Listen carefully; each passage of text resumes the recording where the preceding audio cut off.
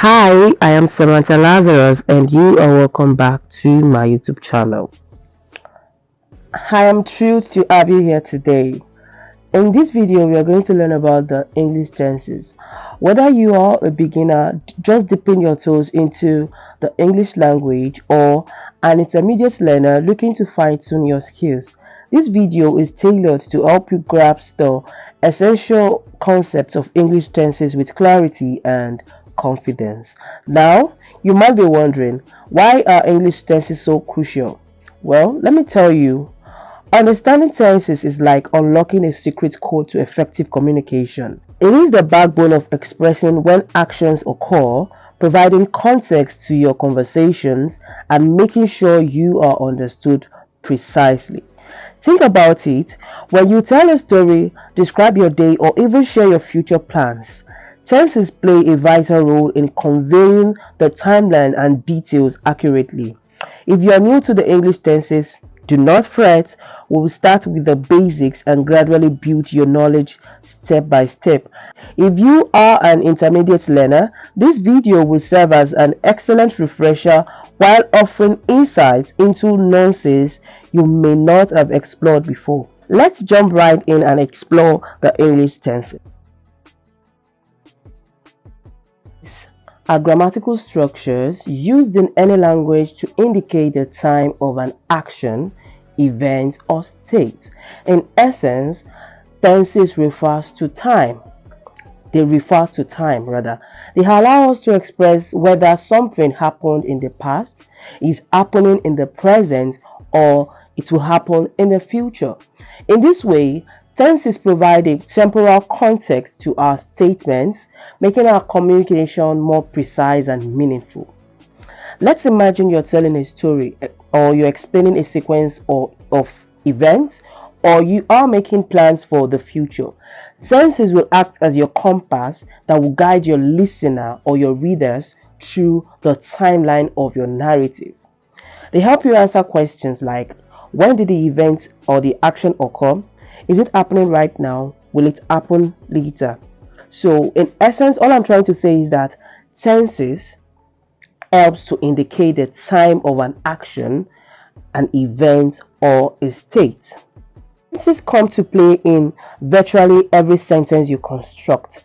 Whether you're writing an essay, you're chatting with your friends, you're in a business setting, or you're creating a script for a video, tenses will come to play. Understanding and using tenses correctly will help you to communicate effectively, and you use your clear expressions while communicating. Tenses help us to make sense of time in our sentences. It deals with time. It helps us to make sense of the time of the occurrences of the actions in our sentences. They let people know if something is in the past, if something is in the present, or it is in the future. So when you're telling a story, explaining what's happening, you're making plans, you're doing virtually everything. Tenses are your way of saying when things happen. It's denoting the time frame, or the timeline. It is like having a time machine in your words. And in this video, we would focus on the traditional aspect of tenses, because the modern grammar these days are saying that, the modern grammarians rather, they are saying that tenses is just divided into two, that is just the present and the past tense. But in this video, I am going to focus on the traditional aspect of tenses. And this traditional aspect of tenses focuses on the past tense, the present, and the future tense.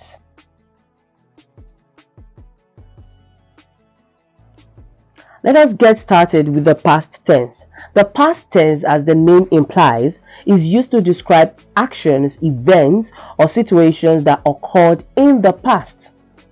Something that has happened in the past. The actions, the events, or the situation that has taken place in the past.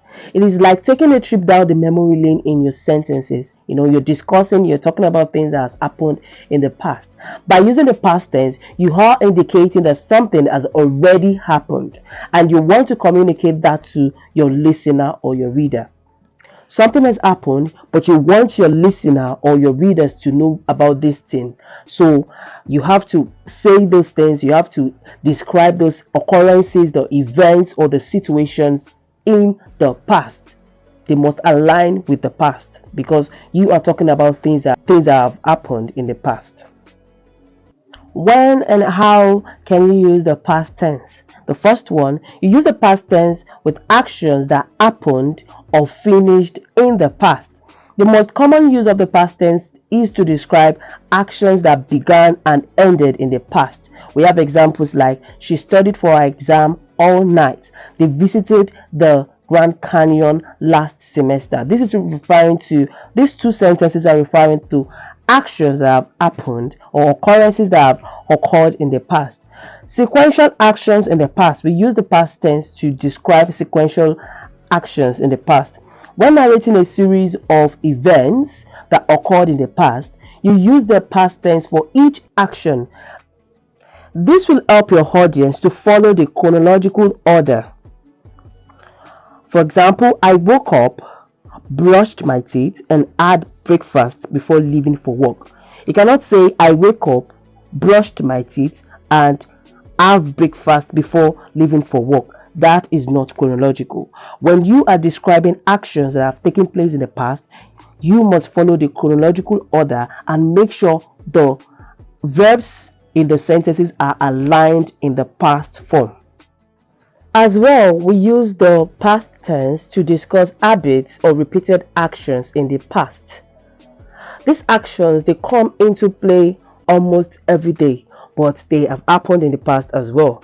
For example, every morning he read the newspaper. That is, every morning. Tomorrow morning he will still read it, but in the past he has read it as well. So we use it as well to describe a state or situation in the past. She was happy when she received the good news. Let's take a look at a few examples to illustrate the past tense in action. The simple past tense, he finished his book last night. They traveled to Europe for their honeymoon. The second, the past continuous tense, she was watching TV when the phone rang. I was studying all evening yesterday. While the third, which is the past perfect tense, which is used for actions that happened before other past actions. By the time I arrived, they had already eaten dinner. She had completed her homework before going to bed. So these are some illustrations to help us to identify the past tense in action, as the past tense can come as a simple past tense, as a past continuous tense, and the past perfect tense. Now it is your turn to practice. I'll give you a few sentences and I want you to identify the correct past form for each. You're expected to pause this video and choose your answers, then resume watching the video while I share the answers in the next slide. Let's check your answers. The first one is, she was reading a book when I called her. The second, they visited the museum last week. The third question, by the time I got home, he had finished cooking dinner. Great job and kudos to you if you got them all right. If you didn't get them rightly, don't worry. We still have some other questions for you to attempt. Moving on to the present tense. We have the present tense, as its name implies, which is used to describe actions, events, or situations that are happening right now. That is, we use the present tense to describe actions, events, or situations that are happening at the moment, as well as those that are generally true or habitual. It is like having a snapshot of your present moment in your sentences, and by using this present tense, you are placing an action in the current time frame. The past tense, I said, it is for the past events, while the present, as the name said, or as the name implies, it is happening at the moment. When and how can we use the present tense? The first one, we use the present tense for actions happening in the present. The most straightforward use of this present tense is for actions or events that are occurring at the moment. At the moment you're speaking, at the moment you're writing, these actions are occurring. For example, I am teaching English tenses in this video. What am I doing right now? I am teaching English tenses. She sings beautifully. She is singing at the moment and it is beautiful. So we use it for actions that are occurring at the moment. We also use it for general truths or facts. The present tense is also used to convey information that is always true or considered to be a fact. For example, the earth orbits the sun. That is, the earth moves around the sun. It is true. That is factual. Water boils at 100 degrees Celsius at sea level. That is factual because it is happening at the moment and it will keep on happening, and it is true because it is factual. We also use the present tense for habits and routines. If you are talking about actions that are habitual or part of a routine, the present tense has to come to play. I go to the gym every morning. She always drinks tea before bedtime. This is routine. It happens every single day. So you are expected to use the present tense in this instance. Let's look at some examples to illustrate the present tense in action. Simple present tense, which is used for general truths or habits. He reads a book every morning. They live in New York. Present continuous tense, which is for actions happening right now, happening at the moment. I am watching this video. She's talking on the phone.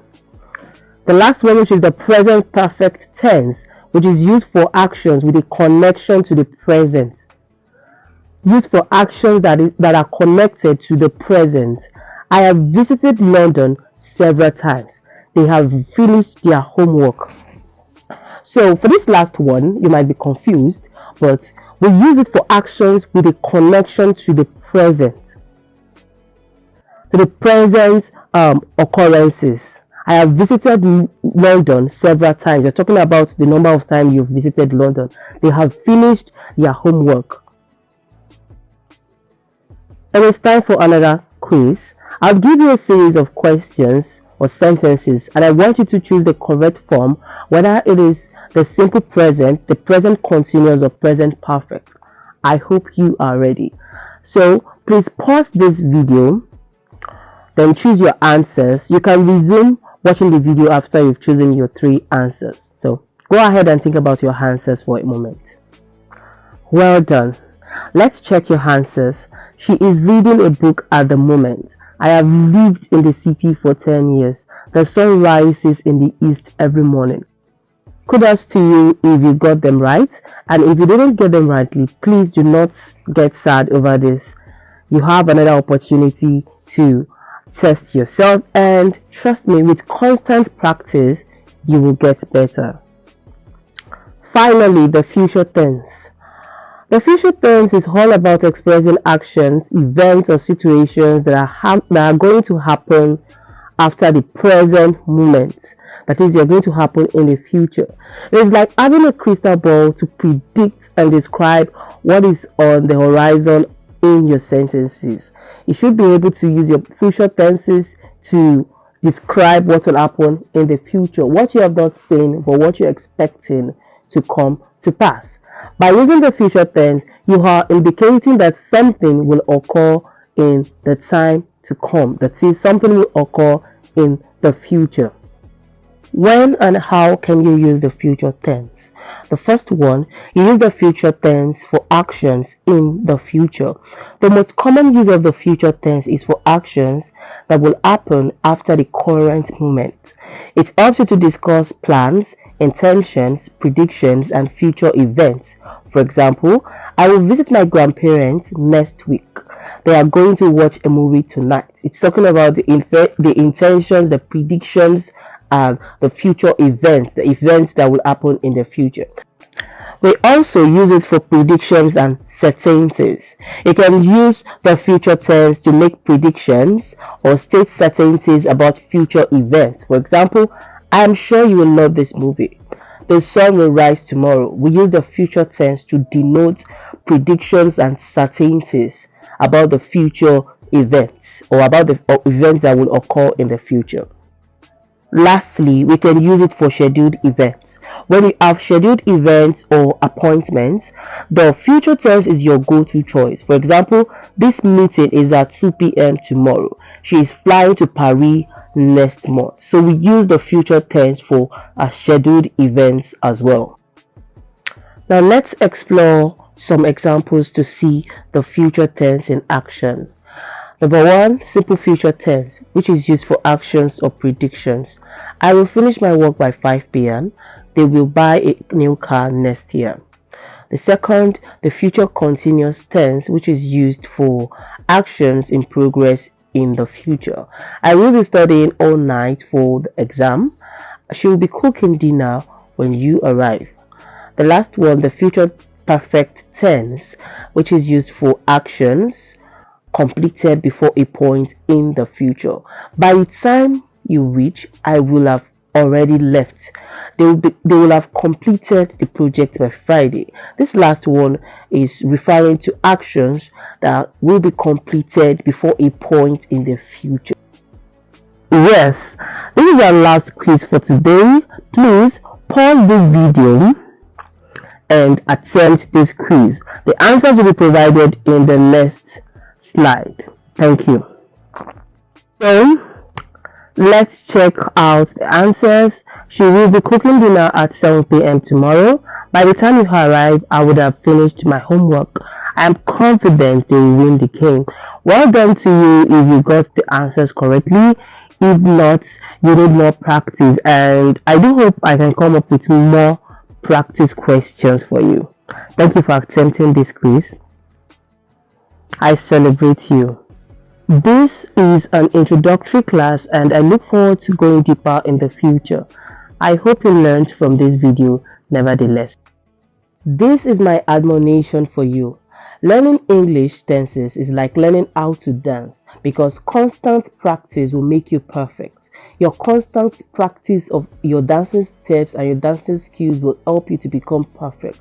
The same goes to your English tenses.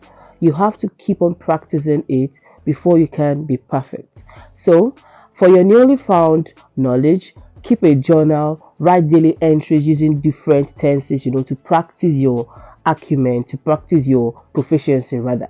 Read and listen. Read books, articles, and listen to native speakers to see how they speak in different contexts.